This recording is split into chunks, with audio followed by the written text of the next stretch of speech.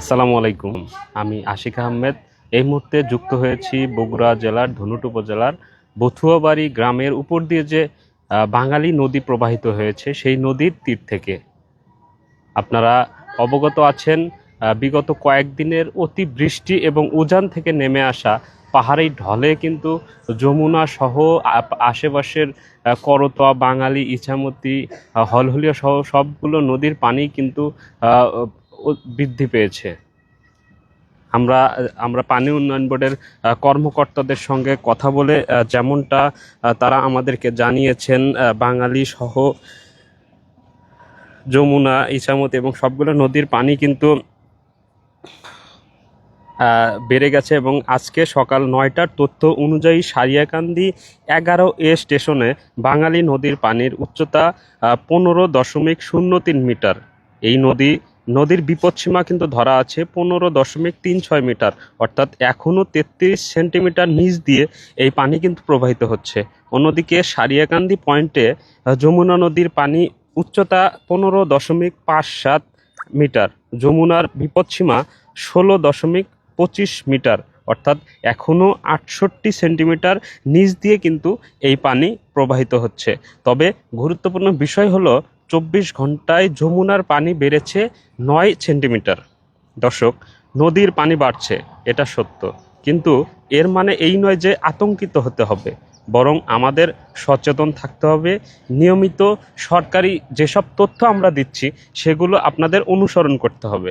আপনারা যারা ধুনট, সারিয়াকান্দি, মোকামতলা, সোনাতলা, কাজীপুর এবং যে সকল নদীর তীরবর্তী এলাকায় বসবাস করেন, তারা অবশ্যই নদীর পরিস্থিতির দিকে নজর রাখবেন।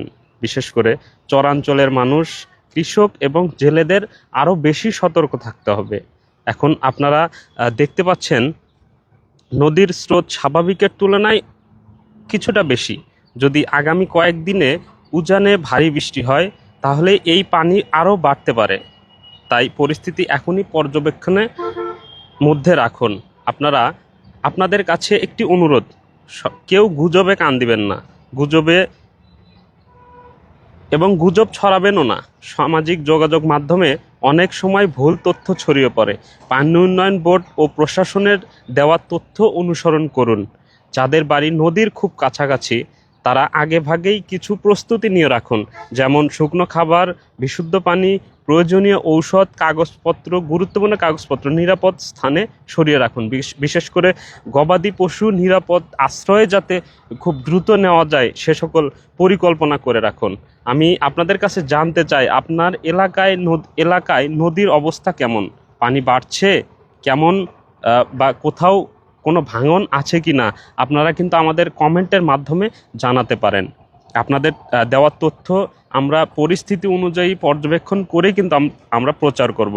যারা এখন এই মুহূর্তে লাইভে আছেন, আমি তাদের জন্য জানিয়ে রাখি, বাঙালি নদীর পানি 15.03 মিটার, যা বিপদ সীমার 33 সেন্টিমিটার নিচে, এবং যমুনা নদী 15.57 মিটার, যা বিপদসীমার 68 সেন্টিমিটার নিচ দিয়ে প্রবাহিত হচ্ছে। গত 24 ঘন্টায় যমুনার পানি বেড়েছে 9 সেন্টিমিটার। আমরা নিয়মিত নদীর পানি, ভাঙন, বন্যা পরিস্থিতি এবং প্রশাসনের সর্বশেষ আপডেট আপনাদের কাছে পৌঁছে দেওয়ার চেষ্টা করছি মানাস মিডিয়ার ফেসবুক লাইভের মাধ্যমে। তাই আমাদের পেজটি কিন্তু আপনারা ফলো দিয়ে রাখতে পারেন। নদীর তীরবর্তী এলাকায় মানুষও সঠিক তথ্য জানাতে পারেন। আমরা এই মুহূর্তে যে জায়গাটাতে আছি এটা কিন্তু বাঙালি নদীর একটা অংশ, বথুয়াবাড়ির অংশ। এখানে আমরা আসার পথে কিন্তু দেখেছি এই নদী থেকে যে হলহলিয়া নদী বয়ে গেছে তারাকান্দি হয়ে বা আরও ভিতরে ঢুকে গেছে। এই নদীর পানি কিন্তু কুল উপচে ফসলি জমিতে কিন্তু প্রবেশ করছে। আমরা দেখেছি এই বাঙালি নদীর যে তীরবর্তী এলাকায় যেগুলো ফসলি আবাদ রয়েছে, ফসলি জমি রয়েছে, সেগুলোতে কিন্তু অলরেডি এই বন্যার পানি কিন্তু প্রবেশ করার চেষ্টা আমরা দেখেছি নদীতে। গতকালকে আমরা এই মানাস মিডিয়ার ফেসবুক লাইভে কিন্তু আপনাদেরকে যমুনার যে ভাঙন, সেটা কিন্তু আমরা সর্বশেষ যে অবস্থা সেটা কিন্তু আমরা দেখেছি, যমুনার ভাঙন কিন্তু আমরা দেখেছি। তাছাড়া এই বন্যা পরিস্থিতি সর্বশেষ সকল কিন্তু আপডেট আমরা এই মানাস মিডিয়ার ফেসবুক লাইভের মাধ্যমে আমি আপনাদের জানিয়ে দিচ্ছি। আপনারা এই সর্বশেষ এই ছিল আমার কাছে এই বাঙালি নদীর আপডেট। এই পরবর্তী আপডেট নিয়ে আমি আপনাদের আবার মানাস মিডিয়ার ফেসবুক লাইভে যুক্ত করব। ততক্ষণ পর্যন্ত আপনারা ভালো থাকুন, সুস্থ থাকুন। আল্লাহ হাফেজ।